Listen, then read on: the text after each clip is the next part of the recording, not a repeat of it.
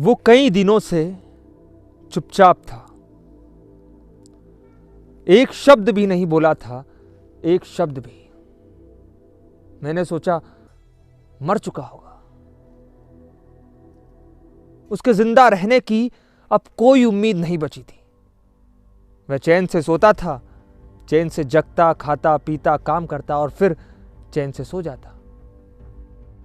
अब कोई भी घटना उसे तनिक भी विचलित नहीं करती, चाहे वो किसी की अकस्मात मृत्यु हो, चाहे उसकी आंखों के समक्ष घटी हो कोई दुर्घटना, चाहे कोई तड़प रहा हो उसके बगल में, या फिर कोई नेता रूपी हैवान लोकतंत्र को कुचलता हुआ जा रहा हो सड़कों पर।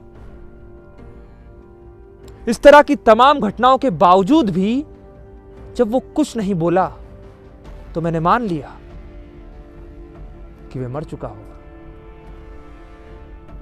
पर कैसे? शायद महामारी के उस भयानक मंजर के दौरान हुआ हो संक्रमित वह भी, ऑक्सीजन को तड़पते तड़पते पहुंचा हो किसी सरकारी अस्पताल और वहां भी उसे खड़ा कर दिया गया होगा किसी लंबी कतार में। उसके बावजूद खत्म हो गई हो ऑक्सीजन, नहीं मिला हो लेटने को पलंग भी शायद। इसके बाद तो उसने वहीं कहीं तोड़ दिया होगा अपना दम। फिर उठाकर उसे किसी मशीन ने लगा दिया होगा शमशान की किसी लंबी कतार में, और खुद लेने को लकड़ियां लग गई हो किसी और लंबी कतार में। और उसी तरह जिस तरह खत्म हो गई थी ऑक्सीजन, खत्म हो गए थे पलंग, खत्म हो गई हो लकड़ियां भी। फिर तो उठाकर उसे बहा दिया गया होगा किसी नदी में, या डाल दिया गया होगा किसी गटर में, या दफना दिया गया होगा रेत के नीचे।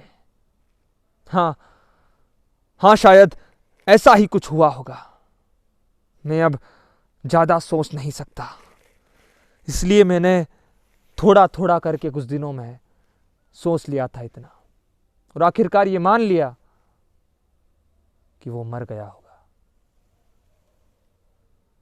पर क्या सचमुच कोई कवि कभी मर सकता है? अगर हां, तो इस दुनिया में सबसे भयावह और पीड़ादायक होता होगा किसी कवि का मर जाना, और वह भी अपने जीते जी।